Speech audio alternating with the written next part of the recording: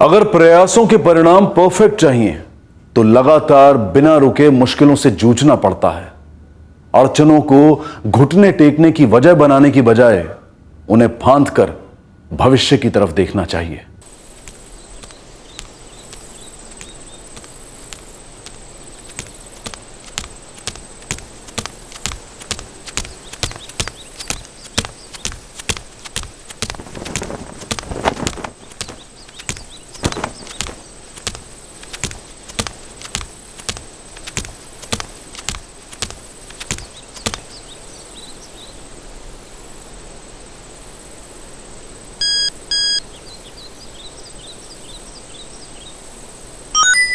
तैयार हो जा।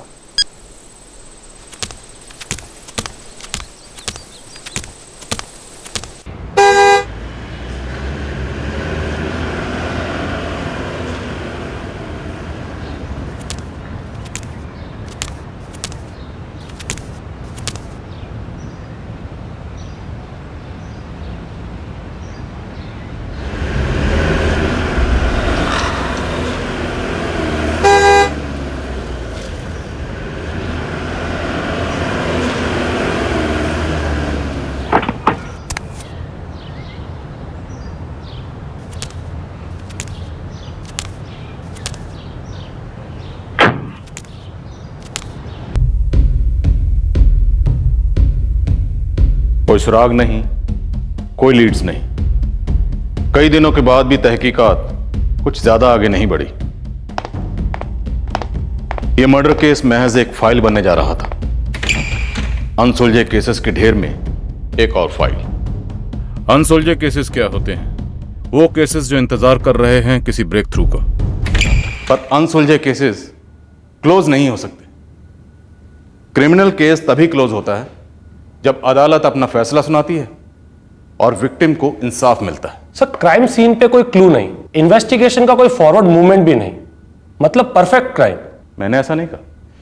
इनफैक्ट इन्वेस्टिगेशन एक हथियार है परफेक्ट क्राइम के भ्रम को तोड़ने का। परफेक्ट क्राइम होता ही नहीं है। हर क्रिमिनल कोई ना कोई ऐसी गलती जरूर करता है जो उसे पकड़वाती है। इन्वेस्टिगेशन का सबसे बड़ा इम्तिहान होता है उस एक लूप होल को ढूंढना।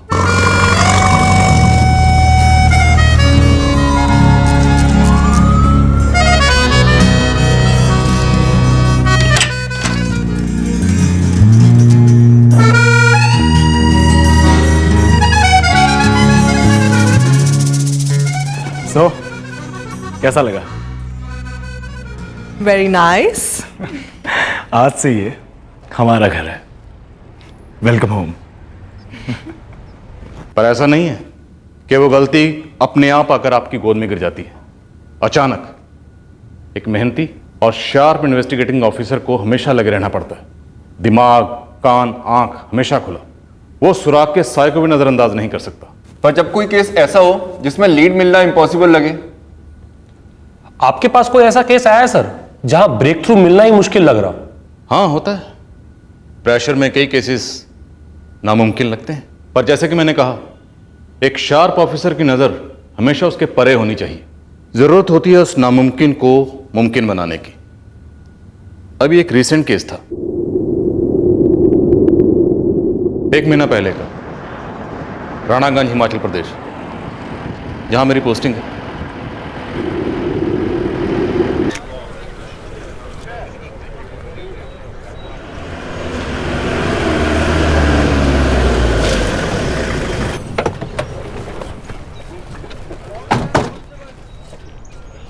हटिए आप लोग, हटिए हटिए मैडम, हटिए।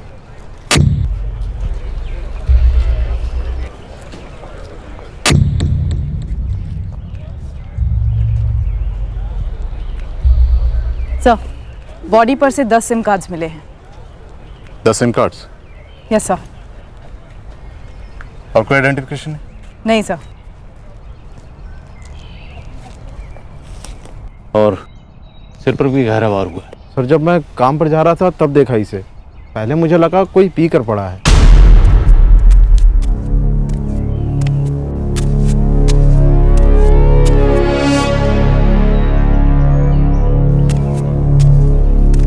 ये यहीं राणागंज का रहने वाला? नहीं सर, हमारे राणागंज का तो नहीं लगता है। आप में से कोई जानता है इसे? आप लोगों से? सर वैसे रानागंज में काफ़ी टूरिस्ट होम स्टे वाले घर हैं। कई टूरिस्ट वहाँ पे बतौर पीजी रहते हैं। 2 इंजीनियरिंग कॉलेजेस भी हैं और कई प्राइवेट स्टूडेंट्स हॉस्टल भी हैं रानागंज में। ये लड़का कॉलेज वाली उम्र का ही लगता है। से बहुत जोर से वार हुआ है। अबे हम यहाँ क्यों रुके हैं? क्या जगह है ये? इसकी जेब से हमें 10 सिम कार्ड्स मिले, यानी कि 10 अलग आइडेंटिटीज। लेकिन फिलहाल हमारे पास एक भी ऐसी आइडेंटिटी नहीं।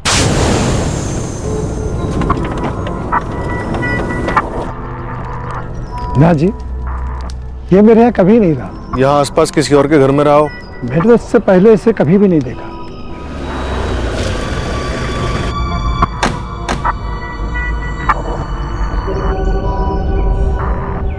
जी नहीं साहब, मैंने इससे पहले कभी देखा नहीं। अब गिरधारी लाल से पूछिए। लॉज का नाम? वो लॉज नहीं है साहब, गिरधारी लाल स्टूडेंट लोगों के लिए हॉस्टल चलाता है।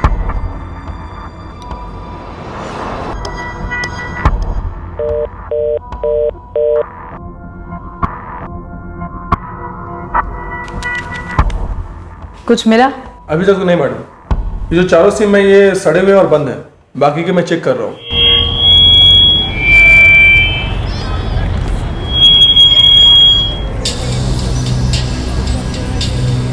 नहीं साहब, ये लड़का हमारे हॉस्टल में नहीं रहता है और ना ही कभी रहा था। कहीं और गिरधारी लाल? पता नहीं साहब, इस लड़के को तो मैंने इस इलाके में भी कभी नहीं देखा।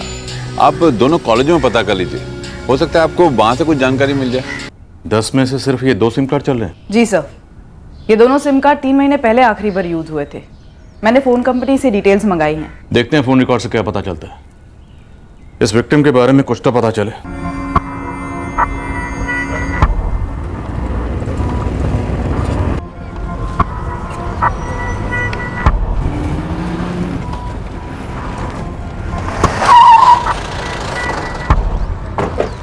सर जी, दोनों इंजीनियरिंग कॉलेज में पता किया, पर यह बंदा कहीं का भी स्टूडेंट नहीं है। तो फिर कौन है ये?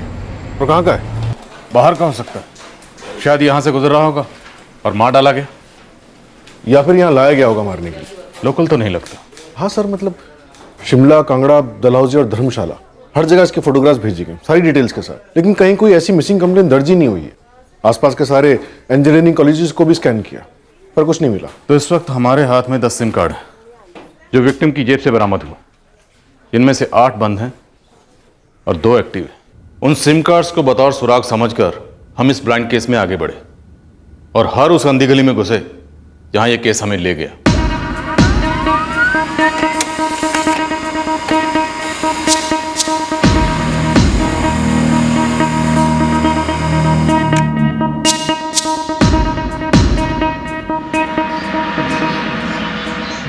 तीन महीनों से कोई भी एक्टिविटी नहीं है और दोनों नंबर्स के रिकॉर्ड्स ब्लैंक हैं। हाँ सर, न कॉल्स किए गए हैं न रिसीव किए गए हैं, पर इन दोनों नंबर्स के नाम मिल गए हैं। अब हमारे पास 2 नाम हैं काम करने के लिए। विकास गुप्ता, अमन सिंह, दोनों बठिंडा के रेजिडेंट्स। और इन लोगों के लास्ट 3 महीने के फोन रिकॉर्ड्स एकदम ब्लैंक है। सर, एक मिसलीड हो सकता है हमें गुमराह करने के लिए। सुजाता, मिसलीड भी लीड ही होता है और इस वक्त हमारे हाथ में ये है तो इसी की जांच करते हैं। तुम दोनों बठिंडा जाओ, जरा पता करो ये अमन और विकास 3 महीने से इतने खामोश क्यों। सर,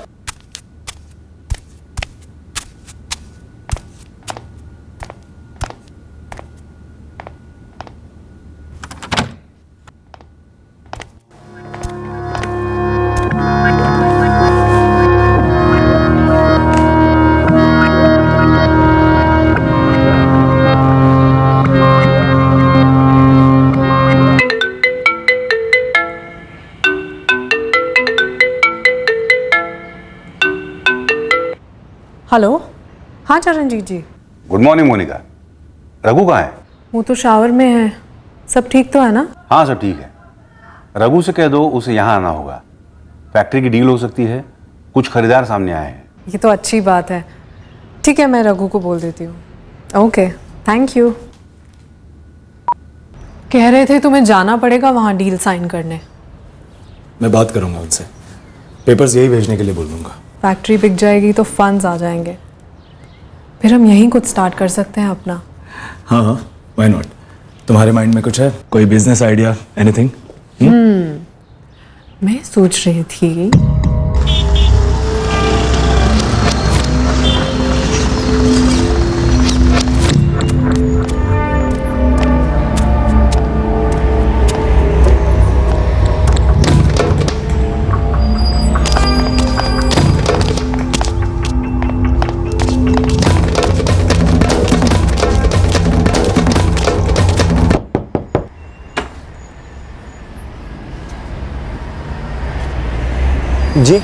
विकास गुप्ता?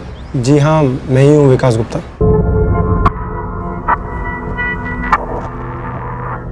कौन है ये? तुम बताओ। तुम्हारा सिम कार्ड नंबर 44456788 इस लाश की जेब में था। कैसे? वो तो मेरा पुराना नंबर है, आप चेक कर लीजिए। 44456763 ये मेरा अभी का नंबर है। तो ये नंबर 44456788 ये भी तो कुछ टाइम पहले तक तुम्हारा ही नंबर था ना? हाँ जी था, लेकिन 1 साल पहले मैंने चेंज किया था मेरा नंबर। तो तुम्हारा 1 साल पुराना सिम कार्ड इस 3 दिन पहले मिली लाश की जेब में कैसे पहुंचा? देखिए मुझे नहीं मालूम, मैं नहीं जानता ये आदमी कौन है।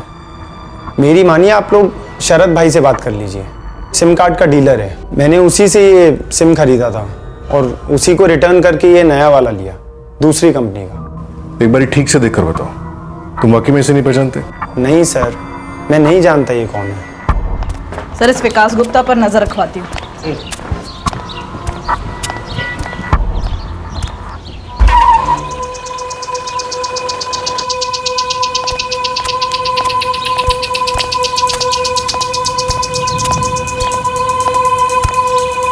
लगता है दूसरा बंदा अमन सिंह भी वही जवाब देगा जो उस विकास गुप्ता ने दिया था।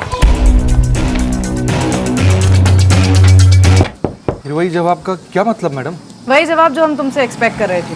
मैं इस आदमी को नहीं जानता मैडम, और मेरी समझ में ये नहीं आ रहा कि जो सिम कार्ड मैंने 6 महीने पहले डिस्कनेक्ट किया था वो इस आदमी के हाथ कैसे लग गया? अब तुम ये भी कहोगे कि तुमने नया सिम इसलिए लिया क्योंकि कोई दूसरी कंपनी सस्ती डील ऑफर कर रही है ना? ये स्टोरी है ना? स्टोरी नहीं है सर, हकीकत है। मैम ऐसा ही हुआ था। स्टोरी में एक शरद भाई भी होंगे जिनसे तुमने सिम कार्ड खरीदा होगा और फिर वही सिम कार्ड वापस करके नया ले लिया होगा। आप शरद भाई को जानती हैं? अमन, तस्वीर ठीक से देखो और बताओ, इस आदमी को पहचानते हो? सर मैं इस तस्वीर को देखकर ही बता रहा हूँ, मैं इस आदमी को नहीं जानता।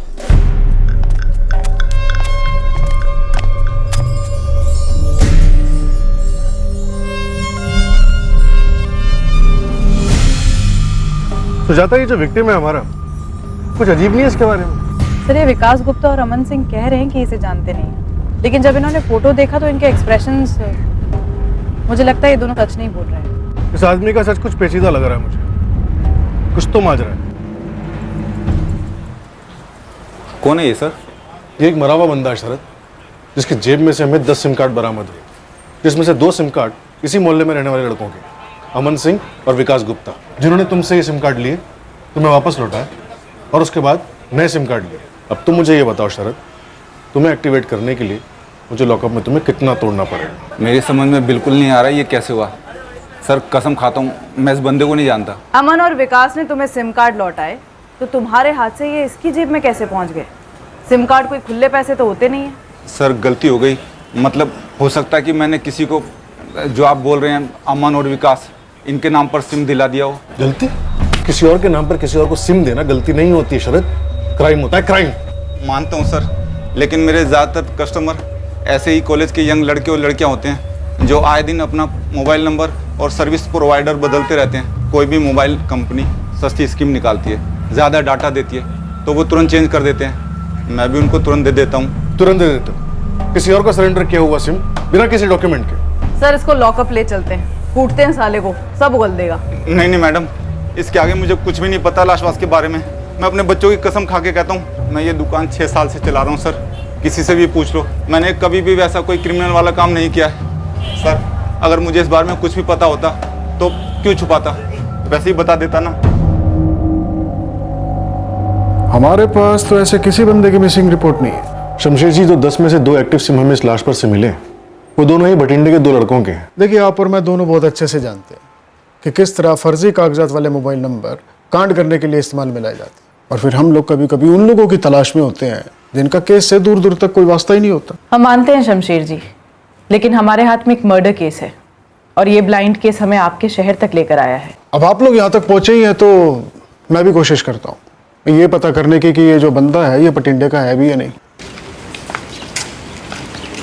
सर इस अमन सिंह और विकास गुप्ता की लीड्स कहीं नहीं जा रही हैं। हाँ, शायद यही इरादा होगा कातिल का, इसलिए उसने विक्टिम की जेब में 10 सिम कार्ड डाल दिए ताकि एक के बाद एक डेड लीड टटोलती रहे पुलिस और बस गोल गोल चक्कर काटती रहे। बिल्कुल पॉसिबल है सर, फिर भी मैंने अमन और विकास के इलाके के पुलिस स्टेशन में जाके पूछताछ की, ऐसे किसी भी बंदे की कोई भी मिसिंग कंप्लेंट नहीं है।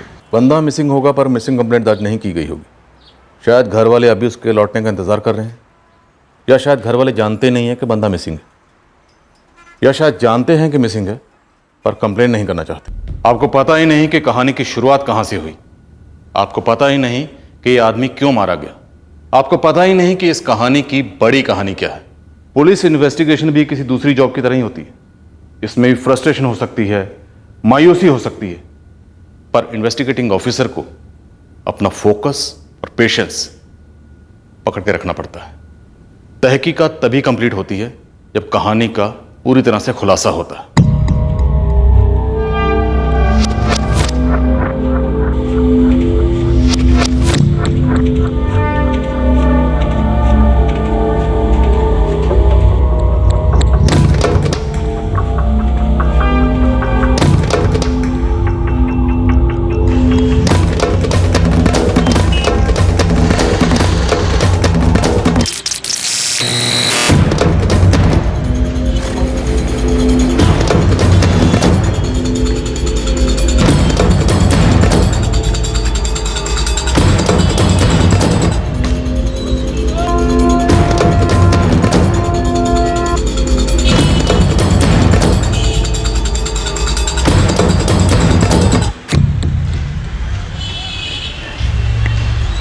सर, विक्टिम के फोटोग्राफ्स और डिटेल्स जिपनेट पर अपलोड कर दी।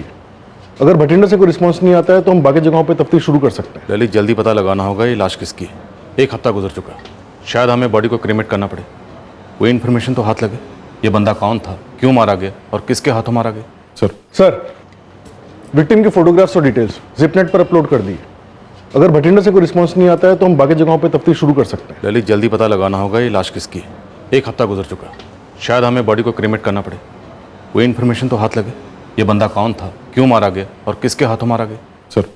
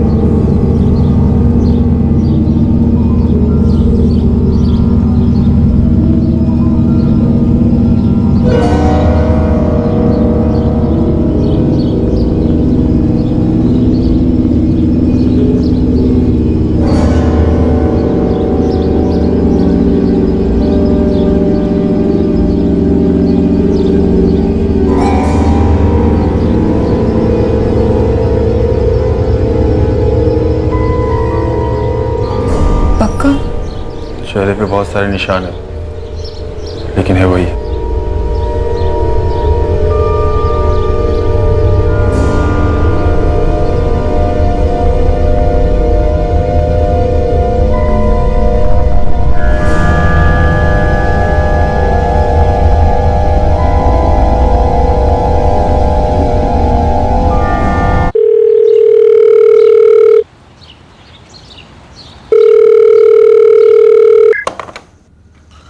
राणगढ़ police station, PSI Lalit Nahar बोल रहा हूँ। सर जी, मैं भटिंडा से बोल रहा हूँ, हरजीत गिल। जी बोलिए। सर जी, वो आप लोगों ने हमारे मोहल्ले में पोस्टर लगा है ना? हाँ, आप जानते हो कुछ उस आदमी के बारे में? जी सर जी, मुझे लगता है वो मेरा छोटा भाई लकी है। यही है जी, मेरा छोटा भाई लकी गिल। आप लोगों का घर भटिंडा के चंदननगर पुलिस स्टेशन के अंडर आता है। इस लाश को मिले हुए हमें 9 दिन हो चुके हैं। आपने चंदननगर पुलिस स्टेशन में इसकी मिसिंग कंप्लेंट नहीं दर्ज करवाई, क्यों?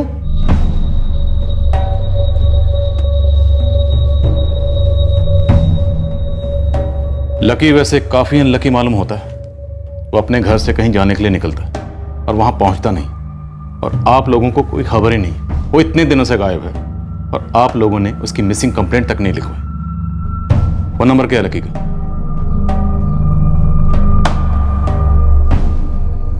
सर जी, लक्की का फोन नंबर तो हम में से किसी के पास नहीं। मतलब आप बाप हैं और आप भाई, बड़े भाई ना? तो आपके पास फोन नंबर नहीं होगा तो किसके पास होगा? पता नहीं जी, लकी हमें कभी कुछ बताता नहीं था। ऐसा क्या करता था जो बताता ही नहीं था? वो भी तो नहीं बताता था जी, बस काम की तलाश में रहता था हमेशा। और जब भी उससे पूछते कहाँ जा रहा है तो कहता कि काम ढूंढने जा रहा हूँ। अब कहाँ चल रही है पुत्र? जी बाहर जाते वक्त मत टोका करो, बोला ना आपको। लेकिन जा कहाँ रहा है बोलता क्यों नहीं?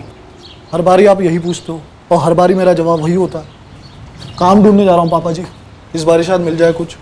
पर तेरा काम है कहाँ? शिमला। खुश जाऊँ अभी?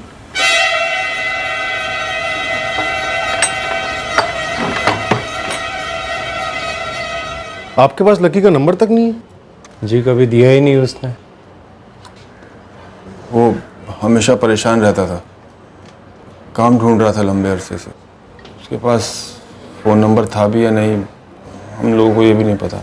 उसकी जेब में से 10 सिम कार्ड्स निकले हैं। आपका बेटा, आपका छोटा भाई शिमला में कहाँ जा रहा था, किसके साथ जा रहा था, कौन सी नौकरी थी, कुछ तो पता होगा आप लोगों को। सर जी शिमला बोला यही बड़ी बात है। घर तो वो समझो रात को सोने आता था, मैं थोड़ा बहुत खावा लिया तो ना कोई बात ही नहीं होती थी उससे। बहुत परेशान रहता था हमेशा काम को लेकर, एकदम गुमसुम। बेटा तो अब रहा नहीं, जीते जी तो उसे समझ नहीं पाए, वो चला गया वो भी इस तरह। तो उसका अंतिम संस्कार तो ढंग से करने दीजिए। विक्टिम की पहचान होने के बाद भी सारे राज ज्यों के त्यों। और सर फैमिली को फोन नंबर तक ना मालूम हो, ये तो सीरियसली अजीब है। सर फैमिली ने पोस्टर देकर हमें कांटेक्ट किया, इससे पहले उनकी तरफ से ये जानने की कोई भी पहल नहीं हुई कि बंदा कहाँ है, क्या कर रहा है, पहुंचा कि नहीं पहुंचा। सर इस फैमिली की कोई ना कोई मिस्ट्री जरूर है। दुख दर्द का भी ज़्यादा दिखावा किया नहीं उन लोगों ने, बस खुद आके बॉडी को आइडेंटिफाई किया। शायद पोस्टर देखने के बाद उनका जो प्लान हो उसे उन्होंने चेंज किया। जो भी हो, हमारे लिए ये केस अभी भी ज्यों का त्यों ही है, क्लोज होने से बहुत दूर। हम जानते हैं तो सिर्फ इतना कि विक्टिम का नाम लकी गिल था, वो बठिंडा का रहने वाला था। लेकिन वो यहाँ क्यों आया, किसने मारा, क्यों मारा, ये सारे सवाल अभी भी ज्यों के त्यों ही। फैमिली की स्कैनिंग शुरू करो। जी हम रानागंज पुलिस स्टेशन से हैं। लकी गिल को किसने मारा? जो कुछ भी पता था बता तो दिया हमने। नहीं, सब कुछ नहीं बताया, आपसे ज़्यादा तो आपके पड़ोसी ने बताया हमें। बता रहे थे काफी बदनाम था आपका लड़का, गलत काम करता था। करता होगा शायद, पर हमें कभी बताया नहीं, ना हमें पता था उसके लाइन के बारे में। आप माँ हैं उसकी, कुछ बोलेंगी नहीं? लकी ने कभी लकी को कभी कुछ बोल ही नहीं पाए। वो सुनता कहाँ था, ना कुछ बोलता था। अब तो सुनने बोलने के लिए कुछ रह भी नहीं गया। बहुत कुछ रह गया। लकी अब चाहकर भी कुछ नहीं बोल सकता और हम उसके सुन नहीं सकते, लेकिन हम जानना चाहते हैं कि लकी को क्यों मारा गया। आप में से किसी को नहीं पड़ी है ना ये जानने की कि लकी को किसने मारा और क्यों? इंसाफ नहीं चाहिए आप लोगों को? मैडम हम खुद सामने आए ना उसकी पहचान करने के लिए, लाश भी क्लेम की, हो गया सब कुछ। जो भी जज्बात थे, जो भी दुख था, सब बह चुका है इतने सालों में। हम चाहते तो सामने आते ही नहीं। तो एहसान नहीं किया आपने। अगर आप सामने नहीं आते तो हम आपके सामने आ जाते। इतना समझ लीजिए आप लोग, एक कत्ल हुआ है जो एक संगीन जुर्म है। उसके बारे में हमें कुछ नहीं पता, बस हमारा बेटा था, इसके अलावा हमें उसके बारे में कुछ भी नहीं पता।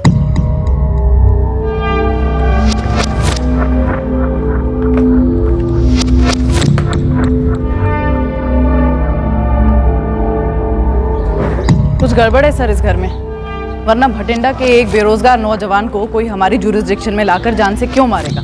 कुछ और है इस केस में। एक मिनट,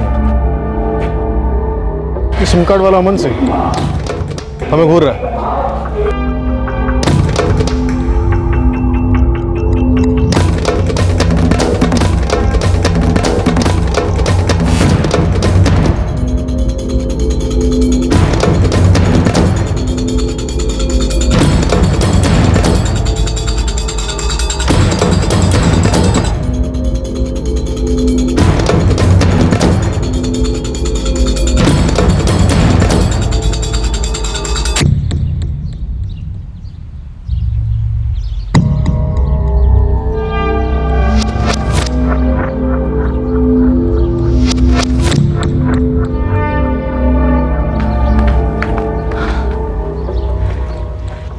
ये अमन सिंह जरूर कुछ जानता है सर। ये केस कुछ और ही है। ये लकी गिल कैरेक्टर था, स्टोरी है इसकी कोई जबरदस्त।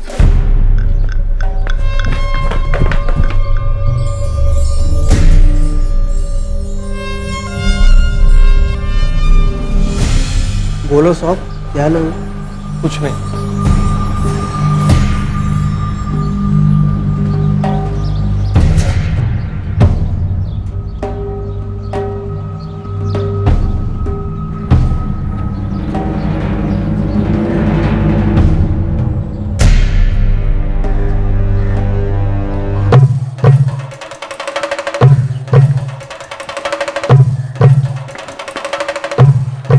तुझे तो पहले ही तोड़ना चाहिए था। अब तोड़ देते हैं सर, कौन सी देर हो गई है। प्लीज प्लीज मेरी बात सुनिए। हमको ना, मैं बस खाली पता कर रहा था कि आप लोगों को लकी का घर मिला या नहीं। हमने तो लकी का नाम भी नहीं लिया अभी तक, और इसे उसका घर भी पता है। तू तो लंबा गया। Sir sir please sir, sir मेरी बात तो सुनिए सर। सर मैंने कुछ नहीं किया सर। Sir please sir. ये कोई इत्तेफाक नहीं है कि लकी की जेब से तेरा सिम कार्ड निकला। और विकास गुप्ता भी लकी को जानता था ना? मैडम, मैं किसी विकास को नहीं जानता था। हाँ, मैं लकी को जानता था, अच्छे से जानता था, पर मैं किसी लफड़े में नहीं फंसना चाहता था सर। फंस तो छोड़, तू पूरी तरह से धंस चुका है। देख बे, हमसे झूठ बोलकर हमको चक्कर कटवाने वालों पे हमको बहुत प्यार आता है लोगों पे, पता है ना तुझे? सर वो लकी ना ड्रग्स बेचता था, ड्रग्स पेडलर था वो सर।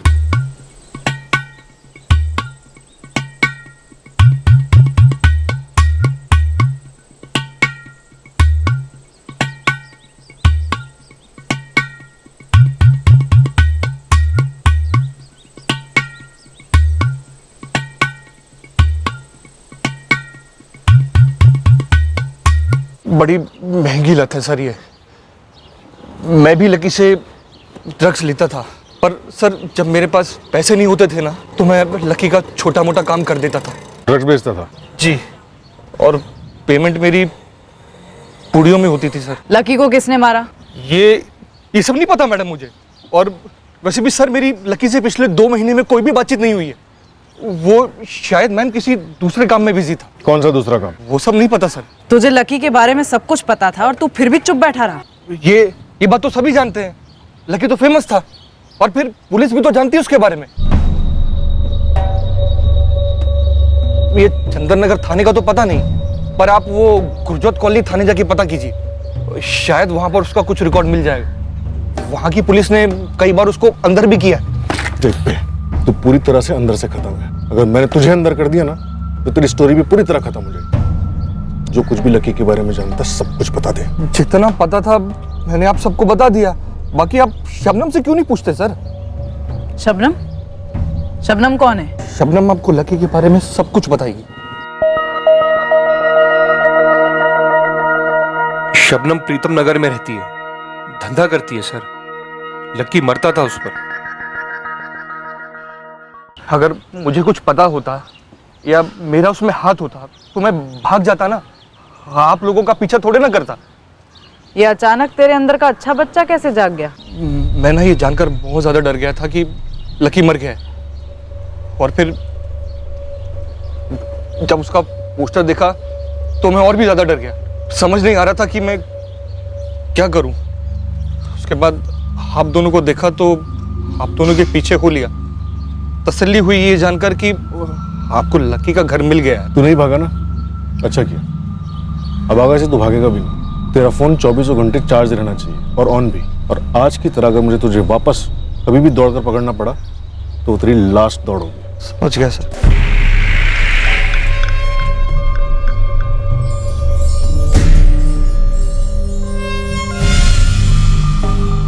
सुजाता, मैं गुरजोत कॉलोनी पुलिस स्टेशन जा रहा हूँ, तुम इस शबनम कैरेक्टर से मिलो। जी सर। केस खुल रहा है सुजाता। अब इस लकी की स्टोरी का दूसरा अध्याय शुरू हो रहा है।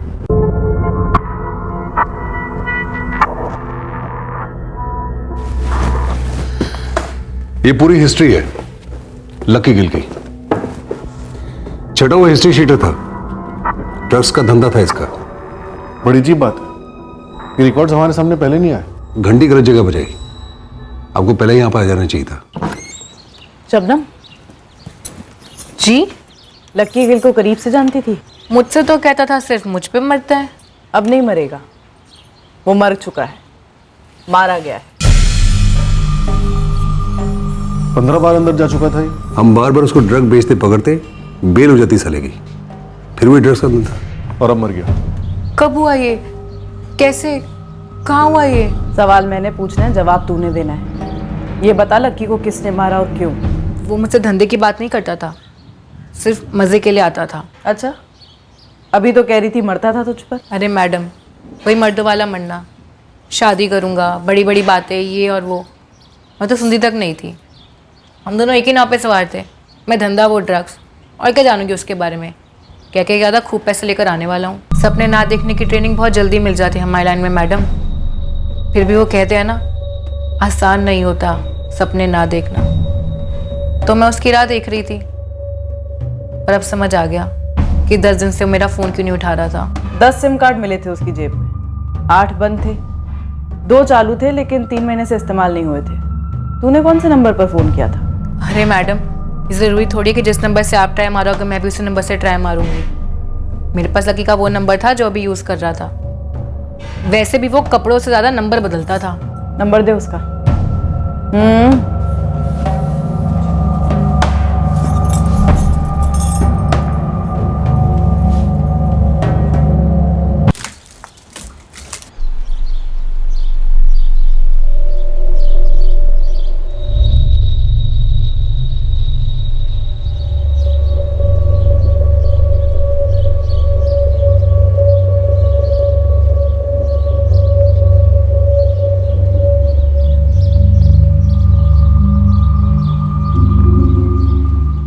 ये लकी गिल का क्रिमिनल बैकग्राउंड इस मर्डर मिस्ट्री को और भी गहरा कर रहा है। पर मुझे ऐसा क्यों लग रहा है कि इस मिस्ट्री में कोई और भी हिस्ट्री छुपी, ड्रग से भी बड़ी। सर, लकी के करंट नंबर के कॉल रिकॉर्ड आते ही इस कहानी के और भी पन्ने खुलेंगे। देखते हैं कहाँ ले जाते हैं पन्ने। एक ड्रग्स बेचने वाला हिस्ट्री शीटर, आखिर ऐसा कौन सा बड़ा हाथ मारने वाला था?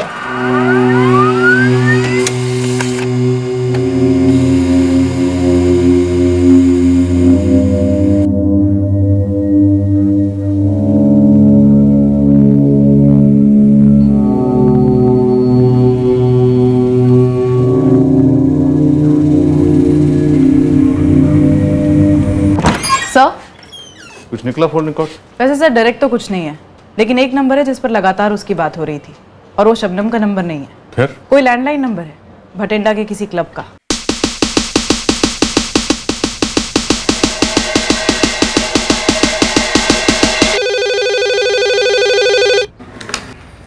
हेलो, जेके रिक्रिएशन क्लब। लकी गिल का नाम सुना है?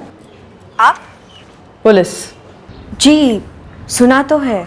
इस क्लब से हमें कोई ऐसी लीड मिल सकती है जो हमें उसके कातिल तक पहुंचे।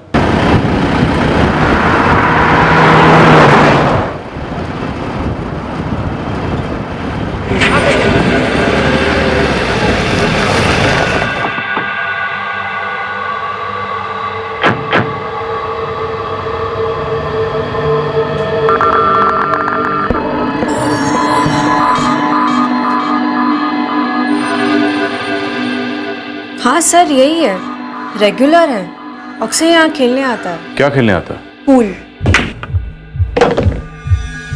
Yes yes. किसके साथ खेलता था? इसका कोई फ्रेंड है? हम उससे बात करना चाहते हैं। सर आप मंजीत से बात कर सकते हैं, वो दोनों अक्सर साथ में आते थे और साथ ही में खेलते थे।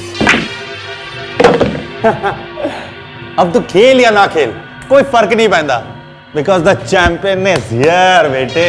अभी कहा मंजीते, तेरी दिल्ली बहुत दूर है अभी। इस मंजीत का कोई कांटेक्ट नंबर है आपके पास? सॉरी सर, मेरे पास नंबर तो नहीं है, लेकिन हाँ आप शाम को आके एक बार ट्राई कर सकते हैं। वो यहाँ रेगुलरली आता है, कल भी आया था। अब बताओ, where is the champion? Where ji where? Here. कोई ठहर जा काके, अभी गेम खत्म नहीं हुई है।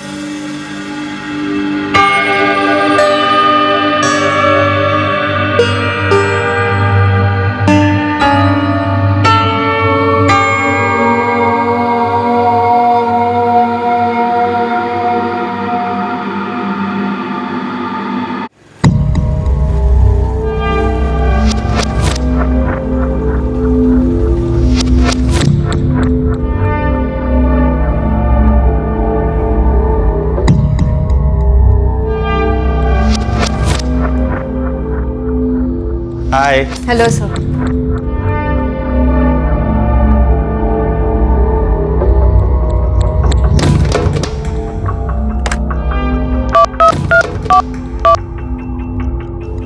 हेलो।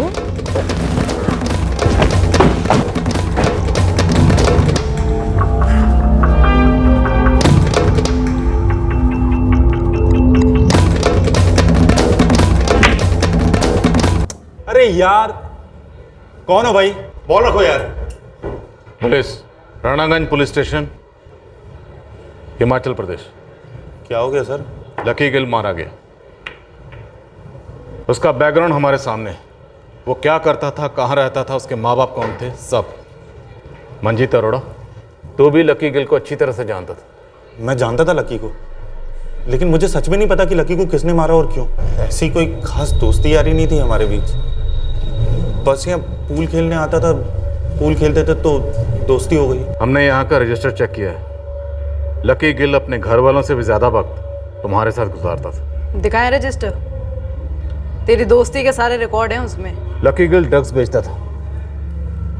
उसकी कुंडली तो हमने निकाल ली। अब अगर तुमने कुछ छुपाया ना या झूठ बोलने की कोशिश की तो तेरी कुंडली निकालने में भी हमें ज्यादा वक्त नहीं लगेगा। मुझे मालूम है कि लकी ड्रग्स बेचता था, लेकिन मेरा दूर दूर तक कनेक्शन नहीं है ड्रग्स के साथ।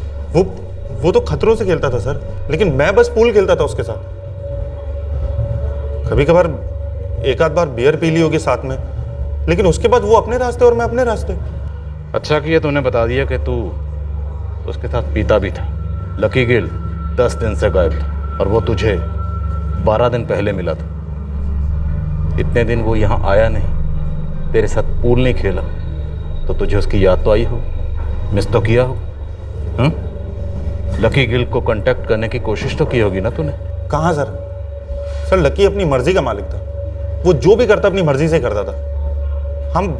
मुझे मालूम है कि 12 दिन पहले मेरी उससे बात हुई थी और उसके बाद नहीं हुई। पर जैसा मैंने आपको बताया, हमारी कोई ऐसी दोस्ती यारी तो थी नहीं कि मैं उसको फोन वोन करूं पूछने के लिए कि कहाँ गया। सर मुझे कहाँ ले जा रहे हैं सर? सर मैंने कुछ किया ही नहीं है sir. Sir sir sir sir sir sir sir sir sir sir sir sir sir sir मुझे जो मालूम है सर लकी के बारे में, मैं आपको सब बता दूंगा सर। लेकिन मुझे सच में नहीं पता कि लकी का मर्डर किसने किया और क्यों किया है। तुझे सीधे सीधे सच बोलने का एक मौका दिया था, पर तूने नहीं बोला। अब तुझे लॉकअप में ले जाकर उल्टा लटकाएंगे। देखते हैं तेरा सच कैसे बाहर नहीं आता। Sir sir sir sir sir sir बता दो सर। सर बताता हूँ मैं। बोल। लकी ड्रग्स बेचता था और ये सबको पता है, मगर कुछ टाइम पहले लकी ने मुझे कुछ ऐसी बात बताई। अब वो पता नहीं वो सच थी या झूठ, मगर जो लकी ने कहा ना सर, वो सुन के मैं डर गया। क्या बात है लकी, बड़े दिनों से तू ही पिला रहा है। बहुत पैसे आ गए हैं क्या? एक बार भी डच के लिए नहीं पूछा? लकी ना अभी सच में लकी हो गया। तू ऐश कर और मंगाऊं दिल ले। क्यों भाई, कोई बहुत बड़ा डील वील कर लिया है क्या तूने? डील वील तो हुई है, पर ड्रग्स वग्स बेचने की नहीं। उससे जो आता है ना, उससे सिर्फ हाथ का मैल साफ होता है। अब की बार जो हाथ लगाया ना, बहुत दूर ले जाएगा मुझे। क्या बे, बता ना क्या किया तूने? उस हफ्ते के पहले दारू का पैसा हम दोनों बराबर बांटते थे, आधा आधा। मगर उस हफ्ते में तो लकी मानो एकदम दिलदार हो गया था। आगे बोल मंजीत, क्या बताया था लकी ने तुझे? लकी ने उसने एक बहुत बड़ा कांड किया था। कांड? मर्डर।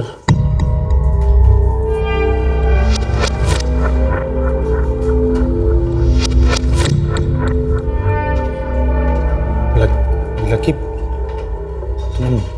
मर्डर की? मर्डर मंजीते जैकपॉट है, जैकपॉट। किसका मर्डर? अब किसका ये मत पूछ। तूने पूछा क्या डील है, मैंने बताया ना तेरे को, बताया ना। ये है मेरा नया काम, ठीक है? अब किसी के आगे मुंह मत खोलना, दोस्ती रख। रोज खाएंगे पिएंगे सब मेरे पे, तेरे को कोई खर्चा नहीं करने, और तू मुंह बंद रखना। क्या ना, दोस्त का मर्डर करूँगा ना तो दिल दुखेगा मेरा। ऐसी फटी पड़ी थी सर मेरी, इसलिए मैंने किसी को कुछ बोला ही नहीं। कब बोला था लकी ने तुझे ये? तो 3 महीने पहले, हाँ जुलाई में। लकी ने किसका मर्डर किया था? पता नहीं सर, उसने जो मीठी धमकी दी उसके बाद मेरी हिम्मत ही नहीं हुई कि उससे कुछ पूछूं। और सर मैं बस पूल खेलता हूँ यहाँ, दारू भी पीता हूँ, मगर ड्रग्स छूता भी नहीं हूँ सर। और जैसे ही मैंने लकी का पोस्टर देखा सर, मेरी सर सोचा जाकर बोल दूं, मगर पता चला पीछे से मुझे कोई कुछ कर दे तो। कोई और था जो उसके साथ काम करता था? उसकी कोई गैंग थी? किसके लिए ड्रग्स बेचता था लकी? अपने बिजनेस के बारे में ना लकी ने कुछ बोला और ना मैंने कुछ पूछा उससे। तूने लकी का पोस्टर देखा तो चुप रहा। तू हमारे पास नहीं है, फिर भी हम तुझ तक पहुंच गए। अब अगर भागने की कोशिश करेगा तो तेरा वो हाल करेंगे कि तेरा पोस्टर भी नहीं छपेगा। मैं कहाँ जाऊंगा सर, यहीं मिलूंगा। और अपना फोन ऑन रखना। हाँ सर।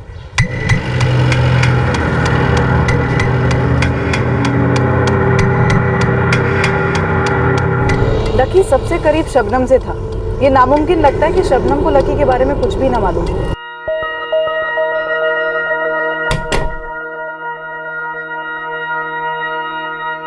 ये मंजीत अरोड़ा शायद और भी बहुत कुछ जानता है जो उसने अभी हमें बताया नहीं।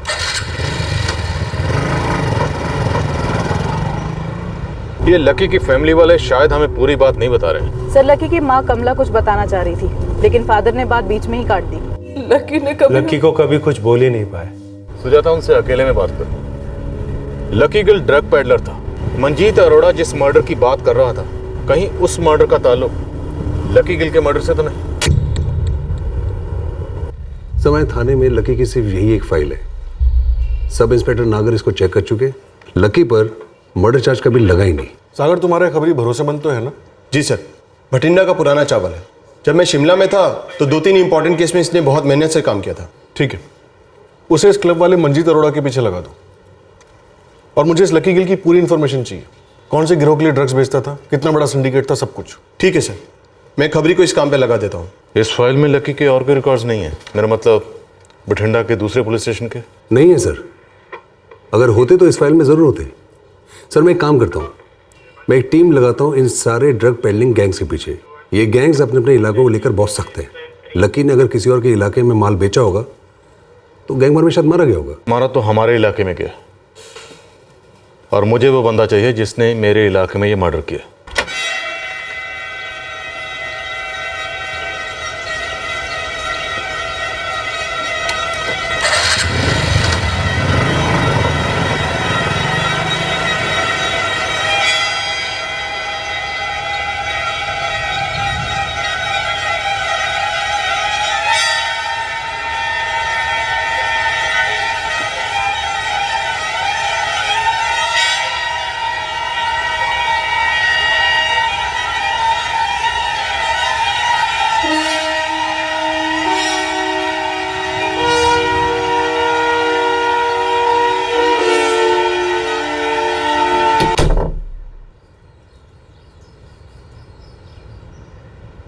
क्या बोल रही है मैडम आप? मुझे नहीं पता लकी ने किसका मर्डर किया। मुझे तो ये भी नहीं पता कि लकी ऐसा कर सकता है। वो ड्रग्स बेचता था, सिर्फ इतना मुझे पता है। देखो शबनम, लकी किसी के मर्डर में इन्वॉल्व था, ये हमारे पास पक्की खबर है। और अब उसका मर्डर हुआ है। हमें लगता है इन दोनों बातों में कोई कनेक्शन जरूर है। अरे मैडम, मैंने अभी आपको बताया कि लकी मुझसे सिर्फ इतना कहकर गया था कि वो कहीं से पैसे लेने जा रहा है। किस बात के, कहाँ से, ना मैंने उससे पूछा ना उसने मुझे बताया। और इसके अलावा मुझे कुछ भी नहीं पता मैडम। आप मुझसे बार बार वही सवाल पूछ रही हैं। सर, ये 4 फाइलें हैं जुलाई महीने की। सभी मर्डर केसेस हैं इसमें। आपने चेक की? जी सर, मैंने 2 बार चेक किया, लेकिन कोई भी केस में लकी गिल का नाम नहीं है। रख दो। जी सर।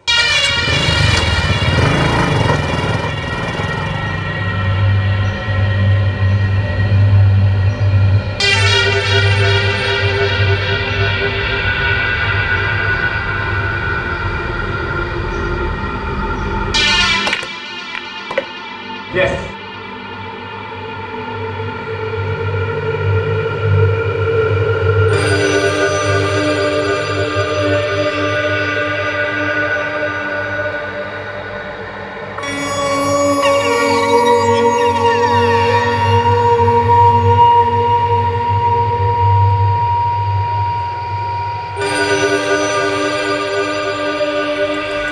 जी 2 पत्ता गोभी। लौकी कैसे दिए? 1 ये भी दे दो। कमला जी, आपके बेटे लकी ने किसको मारा था? मेरे बेटे ने किसी को नहीं मारा है। आपको पता है लकी शिमला किसी काम से नहीं गया था, पैसे लेने गया था। किससे? वो आप बताइए। आपका बेटा मरा है, हमारे जुरिस्डिक्शन में उसकी लाश मिली है, हम उसके गुनहगारों को पकड़ना चाहते हैं। आप तो उसकी माँ हैं, आपको फिक्र ही नहीं है कि उसके गुनहगारों को पकड़ा जाए या नहीं। कहीं ऐसा तो नहीं कि आपके एक बेटे ने दूसरे बेटे को मार दिया हो, हरप्रीत ने, और इसलिए आप चुप हैं? नहीं। तो फिर आपके पति सतेंद्र ने? मैंने कहा ना नहीं। कमला जी जवाब दीजिए। आपके लिए एक मर्डर केस है, हजारों केसों की तरह, पर लकी मेरा बेटा था, मेरा अपना खून। मैंने क्या खोया है आप कभी समझ ही नहीं सकती, क्योंकि मैं ही नहीं समझ पाई कि मेरा लकी कब और कैसे इस जुर्म की दुनिया में चला गया। नहीं जाना चाहिए था उसे, पर वो पहले ऐसा नहीं था। बहुत अच्छा बेटा था मेरा, पढ़ाई में बहुत अच्छा था, ग्रेजुएट था, पर हमेशा परेशान रहता था क्योंकि उसे नौकरी नहीं मिल रही थी।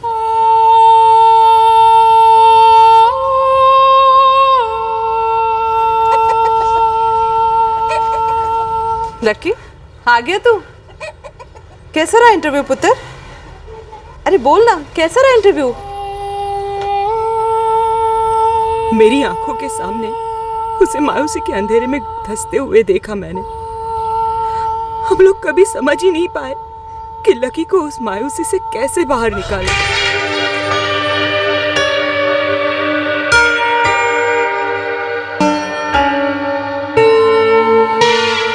लकी तू ये सब क्यों कर रहा है पुत्र? लकी पता ही नहीं चला कि वो कब और कैसे हमसे इतना दूर चला गया। ऐसे क्यों हो गया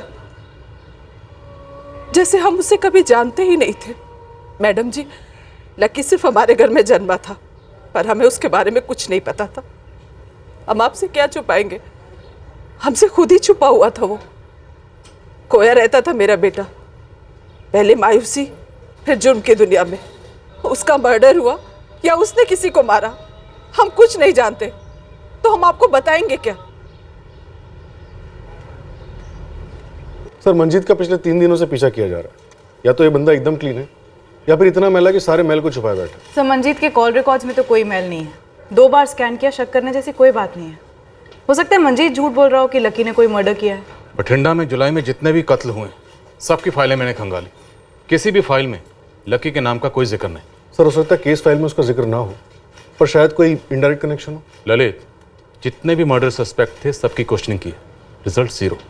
और बठिंडा के जितने भी ड्रग गैंग थे सबसे पूछताछ की, कड़ी पूछताछ, फिर भी रिजल्ट 0। कहीं से भी लकी गिल के मर्डर या दुश्मनी का कोई एंगल नहीं बन रहा। सर, हो सकता है लकी पैसे लेने गया हो, पैसे लिए हों और लौट रहा हो, और किसी ऐसे आदमी ने उसे मार दिया हो जो उसे जानता तक नहीं था।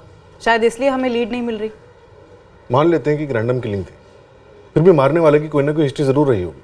मैंने इलाके के सारे हिस्ट्री शीटर से पूछताछ की, जो रिटायर हो चुके हैं उनसे भी, लेकिन रिजल्ट 0। लकी गिल एक क्रिमिनल था जो हमारे एरिया में मारा गया, कहीं से कोई लीड नहीं, कोई सुराग नहीं। तो क्या इस केस को अनसुलझा केस मान लें?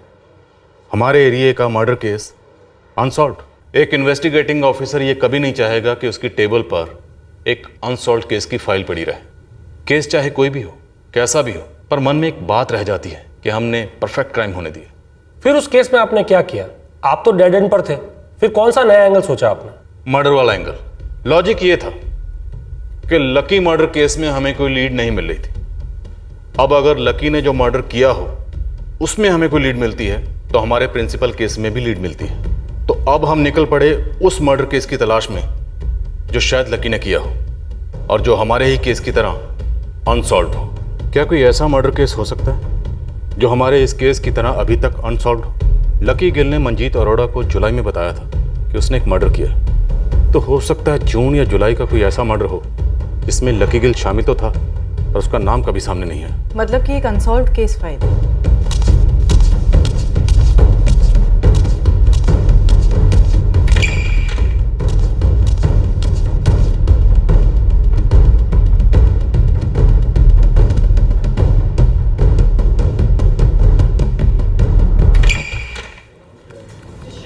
ये एक फाइल है जुलाई की जिसमें हमें कोई भी लीड नहीं मिली। Garment manufacture, NP Dixit hospital के पार्किंग लॉट में गोली मारकर हत्या कर दी। जी।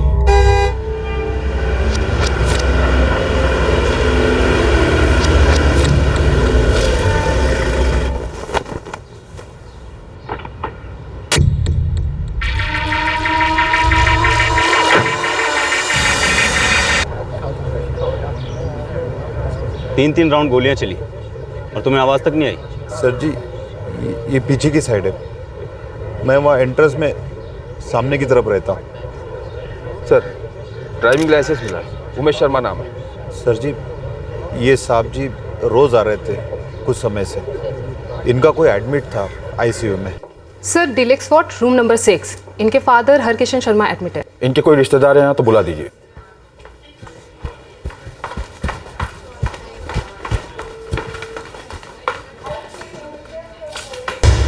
सर जल्दी नीचे चलिए, पार्किंग में कुछ हो गया है। क्या हुआ है?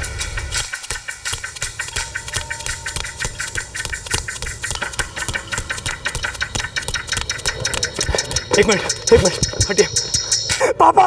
आपके पापा भी नहीं रहे, आप इधर आइए। किसने मारी गोली ने? किसने?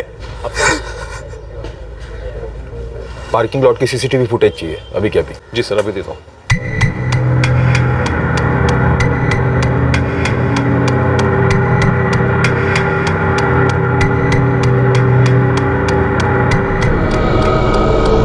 इसीलिए ये केस हम लोग सॉल्व नहीं कर पाए और इस सीसीटीवी फुटेज के अलावा हमारे पास कोई और लीड थी नहीं। पार्किंग लॉट में एक भी आई विटनेस नहीं था। हमने सारे हिस्ट्री शीटर से पूछताछ की पर कोई भी इस नकाबपोश कातिल को पहचान नहीं पाया। शायद ये बंदा जानता था कि हॉस्पिटल प्रीमाइसेस में सीसीटीवी लगा हुआ, इसलिए इसने अपना चेहरा ढक रखा होगा। जी। और इसे ये भी मालूम होगा कि विक्टिम उमेश शर्मा अस्पताल आएंगे अपने बीमार पिता से मिलने के लिए। उमेश के पिता जो आईसीयू में एडमिट थे वो भी गुजर गए। जी, उमेश शर्मा के कत्ल के 2 हफ्ते बाद।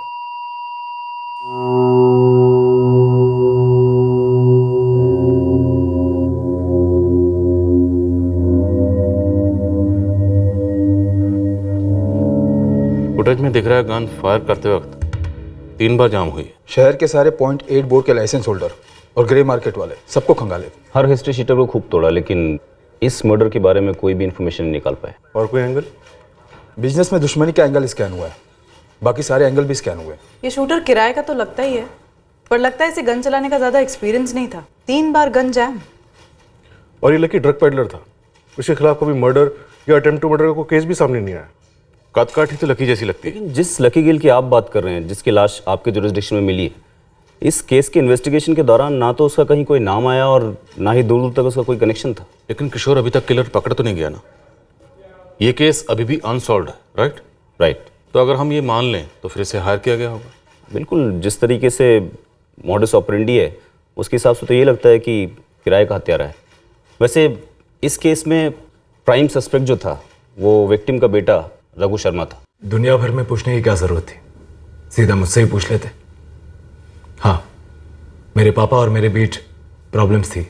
6 साल पहले मेरे मॉम की डेथ हो गई, बस वही थी जो हमारे बीच की शांति बनाए रखती थी। उनके बाद सिर्फ झगड़े ही हुए। और काफ़ी कम उम्र से नफरत करते थे अपने पापा से। कितना, 15-16 साल? वो मेरे पापा और मेरे बीच का मामला था। आप ये जानना चाहते हैं ना कि वो कौन सा किराए का हत्यारा था जिसे मैंने पापा को मारने की सुपारी दी, राइट? राइट। वो कौन था, कितनी सुपारी दी और गन कहाँ से मिली? मैंने ऐसा कुछ नहीं किया। जो भी अनबन थी हमारे बीच, बट आफ्टर ऑल वो मेरे पापा थे। और अनबन कौन सी फैमिली में नहीं होती, हाँ? लेकिन हमारी फैमिली में हम दोनों ही तो थे, बस पापा और मैं। दादा तो जा रहे थे हमसे दूर। हम दोनों दादा को खोना नहीं चाहते थे। उन्हें बचाने की पूरी कोशिश की हमने। प्यार था हमारे बीच। जी आप सही कह रहे हैं इंस्पेक्टर, काफ़ी खफा थे उमेश जी रघु से। देखिए, आप फैमिली लॉयर हैं, आप बता सकते हैं क्या ये रघु उमेश जी का कत्ल करवा सकता है? ये तो मैं नहीं बता सकता, लेकिन ये बात सच है तो मुझे शौक भी नहीं लगेगा, और अगर ऐसा ही हुआ है तो इस बात का पता तो आप ही लगा सकते हैं। लेकिन इस अनबन की वजह क्या थी? इतने गुस्सा क्यों थे उमेश जी रघु से? लाइफस्टाइल, ये रघु के सारे तौर तरीके, फिजूल खर्च। हाँ,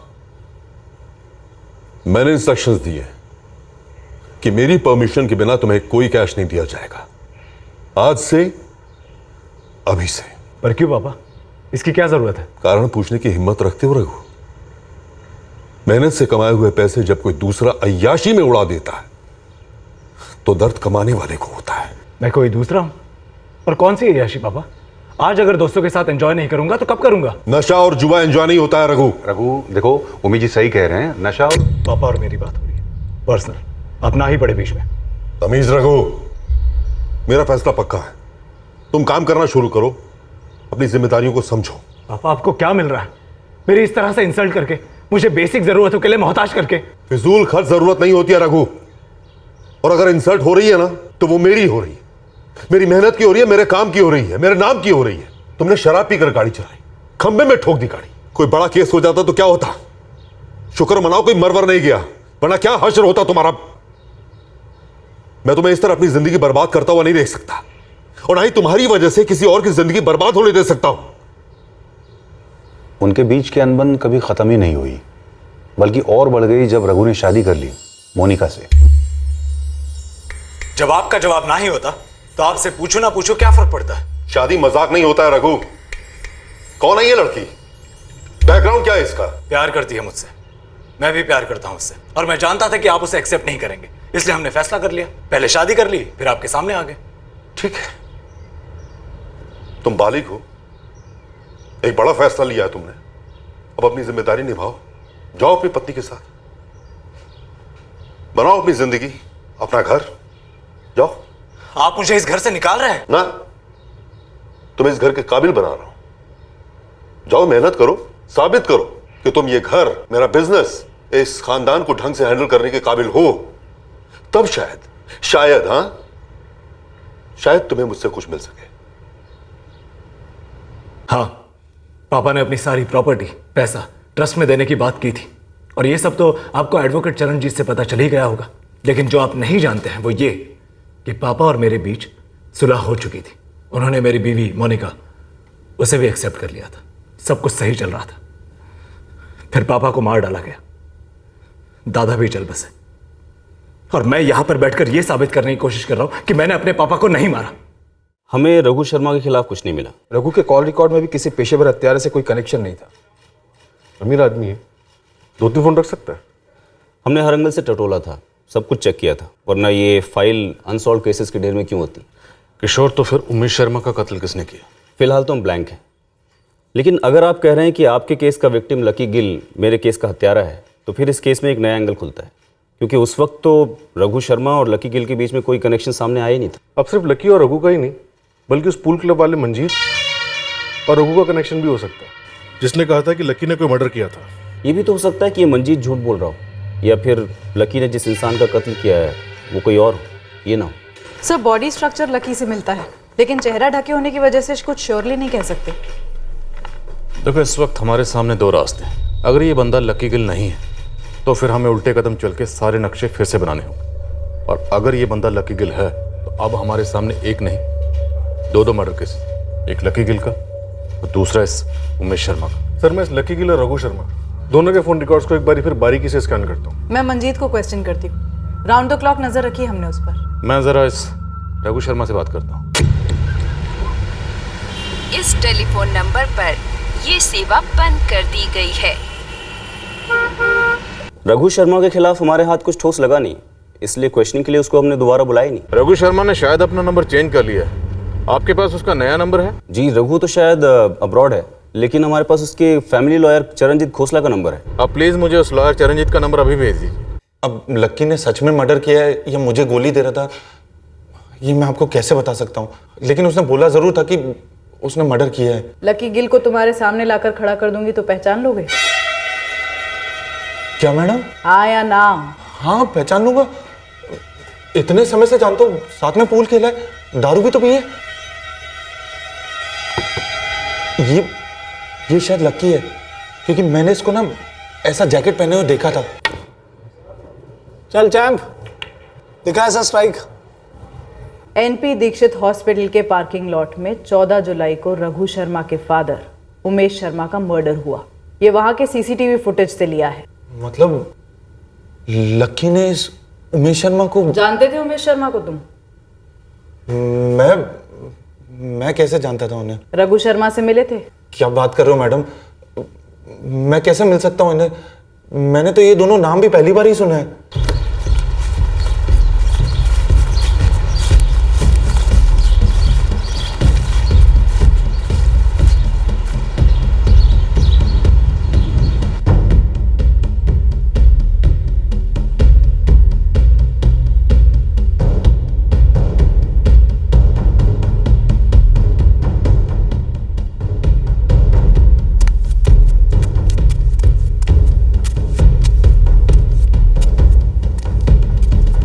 लेकिन रघु पर तो कोई ट्रैवल रिस्ट्रिक्शन लगाई नहीं गई थी और ना ही पुलिस स्टेशन में रिपोर्ट करने का कोई ऑर्डर। उमेश शर्मा के कत्ल के बाद रघु ने अपना घर बेच दिया, फैक्ट्री भी बेच दी। हाँ, क्योंकि रघु को फैमिली बिजनेस में कोई इंटरेस्ट था ही नहीं। वो तो पहले से ही एब्रोड जाके सेटल होना चाहता था। ये जो प्लान था फैक्ट्री और घर बेचने का, ये मर्डर करवाने के पहले बनाया गया या पहले मर्डर करवाया गया बाद में ये प्लान बनाया गया? इंस्पेक्टर साहब प्लीज़, आप एक वकील से बात कर रहे हैं। मैंने अपने क्लाइंट की सारी डिटेल आपको दी है और 100% आपके साथ कोऑपरेट किया है। फिर आप एक क्रिमिनल सस्पेक्ट की तरह मुझसे बात कैसे कर सकते हैं? क्या अपने पिता उमेश शर्मा का कत्ल रघु ने करवाया था? मैंने पहली इन्वेस्टिगेटिंग टीम को रघु और उसके पिता के बीच जो टेंशन थी उसके बारे में सब कुछ बता दिया था। अब जब उन्हें उसके खिलाफ कुछ नहीं मिला तो मैं क्या नया बता सकता हूँ आपको? रघु का सिंगापुर का एड्रेस और फ़ोन नंबर? हाँ, अभी ले लीजिए। रघु को इस बारे में इन्फॉर्म मत कीजिएगा कि हम एक ऐसे केस की तहकीकात कर रहे हैं जिसका ताल्लुक उसके पिता के मर्डर से हो सकता है।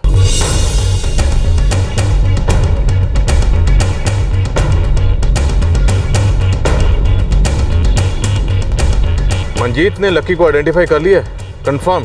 कंफर्म तो नहीं कह रहा सर, पर चेहरा ढके होने के बावजूद उसे लगता है कि वो लकी है। कद काठी से और जैकेट से।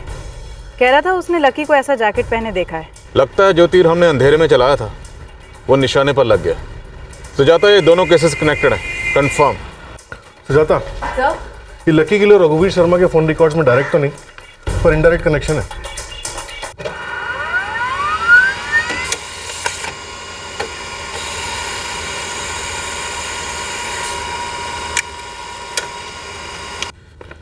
सर, ये 3 महीने के रिकॉर्ड्स हैं।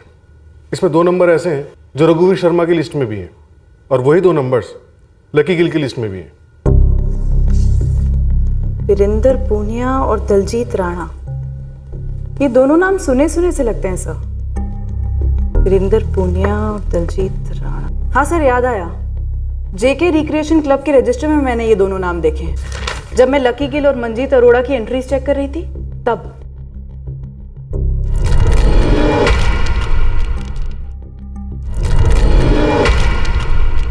हाँ सर, वहीं देखे मैंने ये दोनों नाम। हो सकता है मंजीत अरोड़ा ने हमें पूरा सच ना बताया। मंजीत अरोड़ा, मुझे तुम्हारा वो पूल टेबल वाला गेम तो नहीं खेलना आता, लेकिन इस लॉकअप में इस टेबल पर हम भी एक गेम खेलते हैं। तुम्हारी वो पूल स्टिक से नहीं बल्कि इस डंडे से। अब ये तुम पर डिपेंड करता है कि ये डंडा तुम कहाँ खाओगे। सर वो दलजीत और वीरेंद्र वो क्लब आते थे और लकी के भी दोस्त थे वो लोग। उमेश शर्मा और लकी गिल को किसने मारा और क्यों? मुझे कुछ नहीं मालूम है। ये वीरेंद्र, दलजीत और लकी के बीच में क्या पक रहा था मैं नहीं जानता हूं सर। मुझे ये भी नहीं मालूम है कि उनका उमेश शर्मा के मर्डर केस के साथ क्या ताल्लुक है। मैंने तुझसे पूछा था कि तू रघु को जानता है कि नहीं, तूने मना किया था। हाँ तो मैं अभी कौन सा कबूल कर रहा हूं मैडम। मैं सिर्फ लकी को जानता हूं और दलजीत और वीरेंद्र के साथ हाय हेलो है, बाकी मुझे कुछ नहीं मालूम है। ये वीरेंद्र और दलजीत कहाँ मिलेंगे?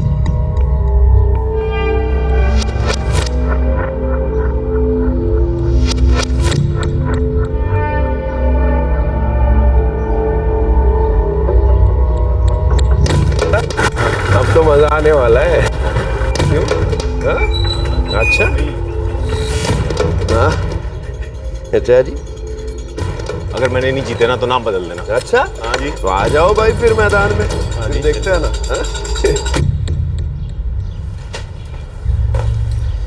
ये देखो, आज तुझे दिखाता हूँ असली खेल क्या होता है।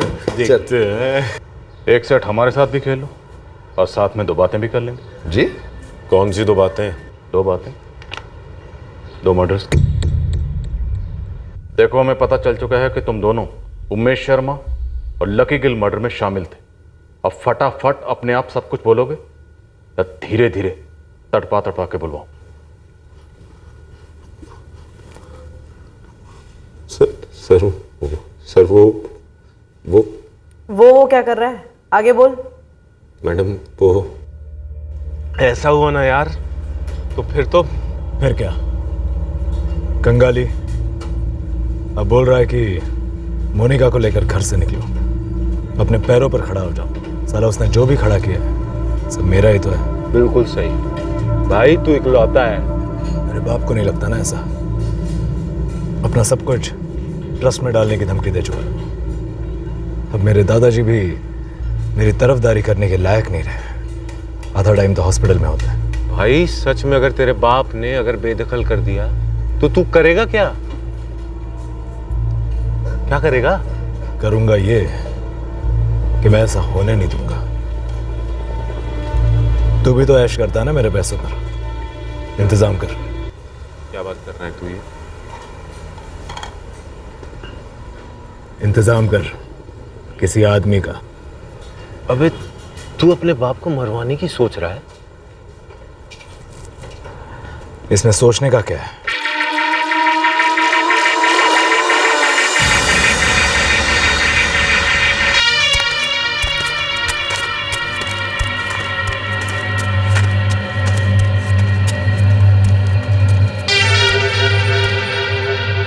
दलजीत को तो तू जानता ही है रघु, ये हमारा फ्रेंड लक्की है। ये करेगा? कितनी सुपारियां उठाई है आज तक? ये पहली होगी। अगर पैसे तगड़े दोगे तो उठा लूंगा। 4 लाख दूंगा। एनपी दीक्षित हॉस्पिटल की पार्किंग में काम करना होगा। मेरे दादा वहां एडमिट है। पापा उन्हें देखने रोज आते हैं। वहां की सारी कोऑर्डिनेशन मैं करूंगा। हॉस्पिटल में सीसीटीवी कैमरा होता है? गमछा भी तो होता है फेस कवर करने के लिए।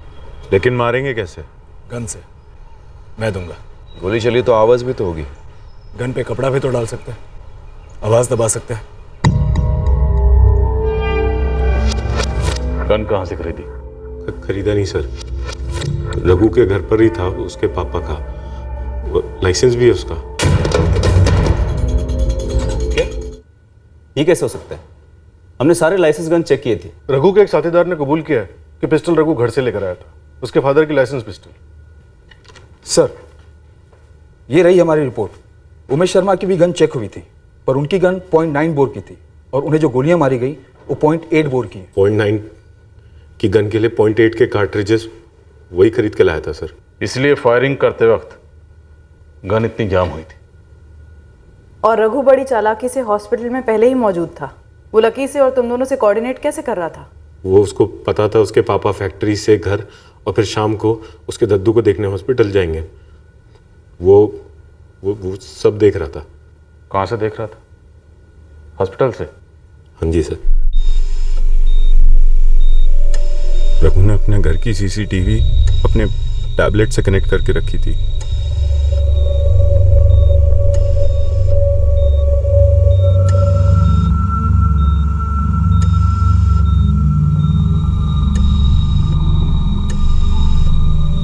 हम अपनी जगह पे हैं रघु, लक्की भी पहुंच गया है।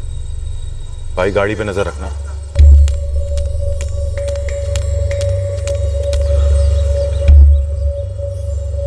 आ रही है।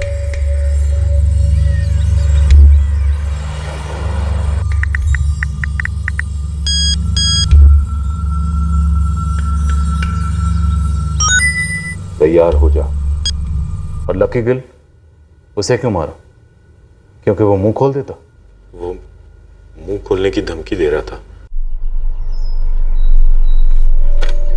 ये 2 लाख है, बाकी 2 भी जल्दी दे दो। वैसे बाकी 2 से काम नहीं चलेगा। मतलब? यार ये ना कभी आपने ना उस दलजीत ने ना वीरू ने बताया कि आप आपके बाप का रास्ता साफ करके करोड़ों पे ऐश करने वाले हो। तेरा उससे कोई मतलब नहीं है लकी। 4 की बात हुई थी, तुझे 4 मिलेंगे। बाजार में खबरी भी तो मिलेंगे पुलिस के। धमकी दे रहा है। कीमत, मेरे काम की सही कीमत सिर्फ 15 लाख रुपए। 15 लाख का ताला मेरे मुंह पे लगाओगे, अगले 15 जन्मों तक मुंह नहीं खोलूंगा। सोच ले। 15 कब कहा वीरू को बता देना। चलता हूं।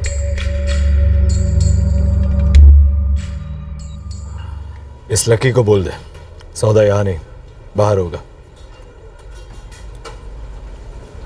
और हाँ, टोल वाले रास्ते से मत जाना, वहां सीसीटीवी कैमरास होते हैं। गन तुम दोगे? इस बार गन से नहीं। रघु हमें 15 लाख रुपए दे रहा था जो लकी उससे मांग रहा था। रघु को डर था कि लकी उसके लिए खतरा बन जाएगा। आज 15 मांगा है, कल 50 मांग लेगा। जिंदगी भर ऐसे ही ब्लैकमेल करता रहेगा। हमने लक्की से कहा कि पैसों का इंतजाम में हुआ है, वहीं से लेने हैं, और लक्की हमारी बातों में आ गया। उस रात हमने उसे इतनी पिलाई कि गया गुजरा पियक्कड़ भी ना पिए।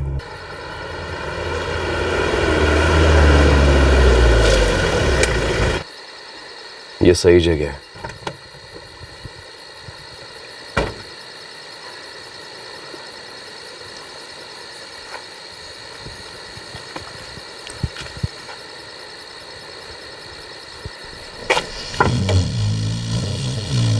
लक्की, लक्की, अबे हम यहाँ क्यों रुके?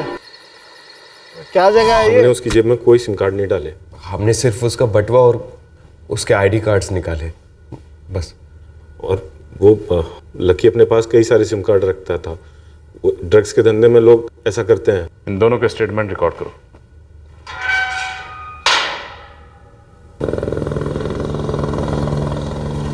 मैं समझा नहीं, आप कहना क्या चाहते हैं?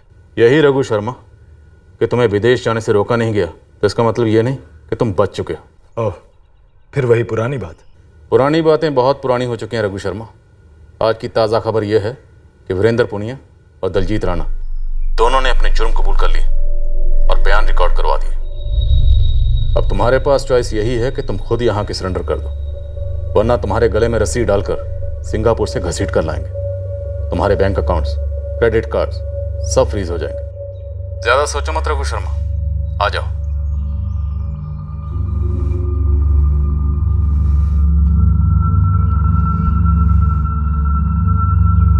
कौन था रघु? किसका फोन था? मोनिका, पापा को मैंने ही मरवाया था। What? हाँ, और उस आदमी को भी जिसे मैंने पापा के मर्डर में यूज किया था। अब पुलिस को सब कुछ पता चल गया है। कौन सा एंगल कब और कहां से इन्वेस्टिगेशन को ब्रेक थ्रू दिलवाएगा, इसका अंदाजा लगा पाना बहुत मुश्किल है। पर हां, इतना जरूर है, अगर कभी भी आपको यह लगे कि ये एंगल सही नहीं है, उस वक्त ये पक्का कर लेना जरूरी है कि ये एंगल वाकई सही नहीं है। हो सकता है तब भी आपको सही एंगल ना मिले, पर कम से कम उस कोशिश में सही एंगल का इशारा जरूर मिल जाता है।